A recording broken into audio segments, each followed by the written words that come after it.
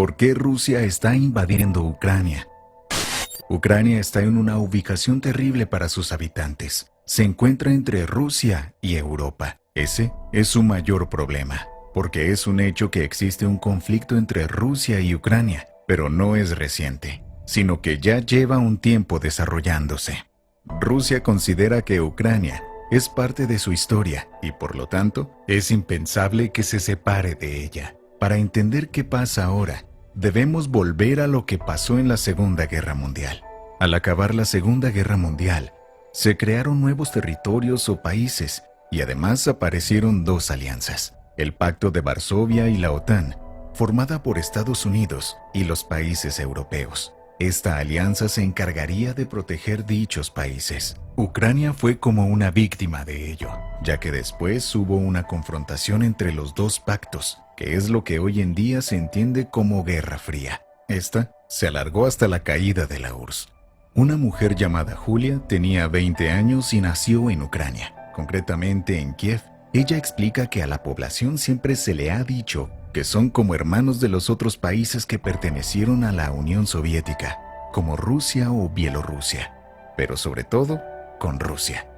Además, Rusia es vista como la hermana mayor de Ucrania, aunque para Julia esto no es así, ya que hay que tener en cuenta que Kiev, la capital de Ucrania, fue fundada mucho antes que Moscú, la capital de Rusia. La Unión Soviética se disolvió en 1991, formando varios países. Uno de ellos es Ucrania, que se hizo socio de la OTAN. Y en el año 2014, todo cambió cuando las Fuerzas Armadas rusas asaltaron una base militar en Crimea. La razón de esto fue que algunas personas votaron para reintegrarse a Rusia. Muchos estaban hablando en ese momento de que Rusia quizá atacaría a Ucrania, pero las personas no saben o han olvidado que Rusia ya ha atacado a este país previamente. Murió mucha gente en la guerra que se desarrolló en el este de Ucrania en 2014. Aproximadamente un total de 14,000 personas perdieron su vida.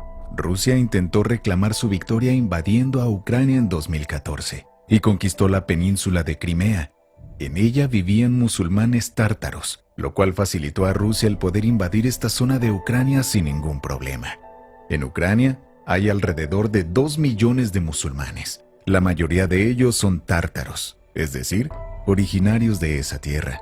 Desafortunadamente, tras este suceso una parte se quedó en el este. Otra parte emigró al centro, a Kiev o Kharkov, y otros al este de Ucrania. En este momento, Rusia se sintió más poderosa porque los demás países no hicieron nada. Debido a su ubicación, si la OTAN se apoderara de Ucrania, Rusia tendría serios problemas, porque si intentase atacar a Ucrania, la OTAN la apoyaría y eso detendría cualquier movimiento ruso. Putin concentró un gran ejército en la frontera y además le hizo una demanda a Estados Unidos, con una lista de exigencias. Una de ellas era que la OTAN deje de expandirse y para que esto fuera un hecho, pidió un documento que asegurase que esta organización no se acercará ni atacará al territorio ruso. Otra de las principales exigencias era que Ucrania no podría unirse a la OTAN. Por supuesto, Estados Unidos rechazó rotundamente estas exigencias, y esto es lo que amenazó la confianza entre Rusia y Estados Unidos. A pesar de que Kiev fue fundada antes que Moscú, Rusia siempre ha sentido que Ucrania se encuentra bajo su tutela. Mucha gente no maneja tanta información respecto al tema. Sin embargo, basta con ver películas rusas donde aparezca un ucraniano. En ellas se nota que estos últimos siempre son inferiores. En el este de Ucrania, justo en su frontera con Rusia, es donde se desarrolló el conflicto en 2014. Para ser más precisos, en Donbass. Ahí, mucha gente perdió la vida. Actualmente, todos los que residen en esta zona viven aterrorizados.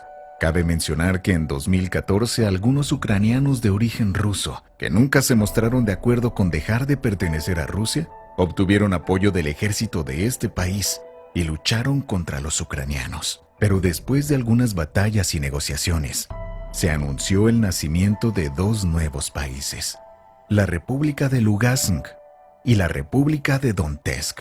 Luego de esto se estableció el alto al fuego. Ahora Rusia trata de controlar estos dos países, persiguiendo al ejército ucraniano a la espera de cualquier oportunidad que les sirva como excusa para invadir Ucrania y empezar la guerra.